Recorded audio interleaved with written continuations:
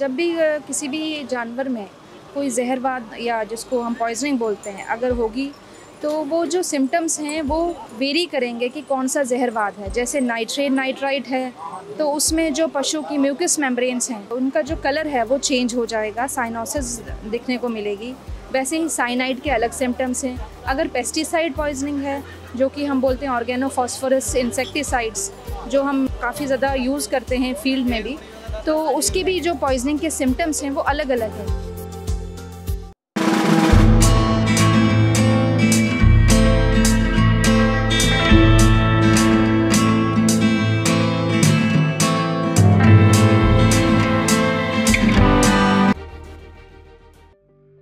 नमस्कार, कृषि helpline channel में किसान भाई बहनों का स्वागत है। हम आए हैं किसान मेला लुधियाना में और इस टाइम हम गढ़वासू के stall department of veterinary pharmacology and toxicology में डॉक्टर रश्मि सागर पुल्लर के साथ हैं जो यहाँ पे साइंटिस्ट हैं। तो वो हमें बताएंगे टॉक्सिन में क्या क्या ये डिपार्टमेंट कर रहा है। हाँ जी मैम। नमस्कार जी। जो हमारा डिपार्टमेंट है department of pharmacology and toxicology, Guru Angad Dev veterinary and animal sciences university में हम पशुओं के जब भी कोई भी पॉइजनिंग होती है उसके लिए हम टेस्टिंग करते हैं, जिसमें कि हम उनके फॉडर सैंपल्स मंगवाते हैं और हमारा department nitrates, nitrites, oxalates, cyanide और अगर कोई पेस्टिसाइड से पॉइजनिंग हुई है तो उसमें ब्लड सैंपल में हम एसिटाइल कोलिन एस्ट्रेस एक एंजाइम होती है उसका टेस्ट करते हैं, जिससे हमें ये पता चलता है कि अगर पशु में ओपीआई पॉइजनिंग यानी ऑर्गेनोफॉस्फोरस इंसेक्टिसाइड्स की पॉइजनिंग है या नहीं है। ये सब जो पॉइजनिंग है ये पशुओं का बहुत नुकसान करते हैं, इसलिए हम फार्मर को या किसान वीरों को ये बताना चाहते हैं कि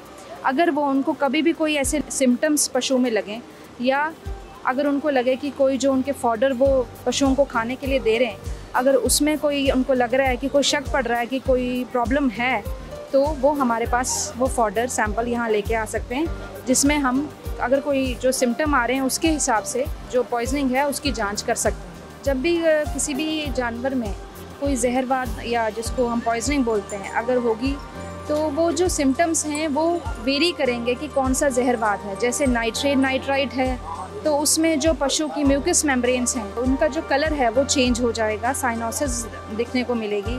वैसे ही साइनाइड के अलग सिम्टम्स हैं। अगर पेस्टिसाइड पॉइजनिंग है जो कि हम बोलते हैं ऑर्गेनोफॉस्फोरस इंसेक्टिसाइड्स जो हम काफ़ी ज़्यादा यूज़ करते हैं फील्ड में भी, तो उसकी भी जो पॉइजनिंग के सिम्टम्स हैं वो अलग अलग हैं। जैसे ऑर्गेनोफॉस्फोरस यानी डाइक्लोरवॉस, क्लोरपाइरिफॉस, अगर इससे पशु को पॉइजनिंग हुई है या जानवर को पॉइजनिंग हुई है तो उसमें जो सिम्टम्स आएंगे, जो पशु के मुँह से वाटरी सलाइवा यानी कि जो झाग आएगी, जो पशु की लारें होंगी, जो सलाइवेशन होगी वो पानी की तरह होगी। अगर यही पॉइजनिंग क्लोरीनेटेड हाइड्रोकार्बन एक और तरह के पेस्टिसाइड्स हैं अगर उनसे होती है तो उसमें जो पशु की लारें होंगी वो झाग जैसी हो जाएंगी। पॉइजनिंग के जो हमारे केसेस हैं वो डिफरेंट हैं कि किस चीज़ से पॉइजनिंग हो रही है। नाइट्रेट्स की वजह से हो रही है, साइनाइड की वजह से हो रही है या ऑक्सलेट्स की वजह से। अब ऑक्सलेट अगर पॉइजनिंग हम देखें तो उसमें बहुत ज़्यादा कॉन्स्टिपेशन होती है, पशु को बहुत ज़्यादा सीवियर और क्रॉनिक कॉन्स्टिपेशन होती है। तो उस हिसाब से पशु के सिम्टम देख के तो फिर हम उस हिसाब से टेस्टिंग के लिए रिकमेंड करते हैं। आशा है डॉक्टर रश्मि की ये बातें हमारे डेयरी फार्मर्स भाई बहनों के लिए लाभकारी रहेंगी और उनकी प्रॉफिटेबिलिटी में इजाफा करेंगी। तो अगली वीडियो में बहुत जल्दी आपके साथ फिर हाजिर होंगी, तब तक के लिए आज्ञा दीजिए।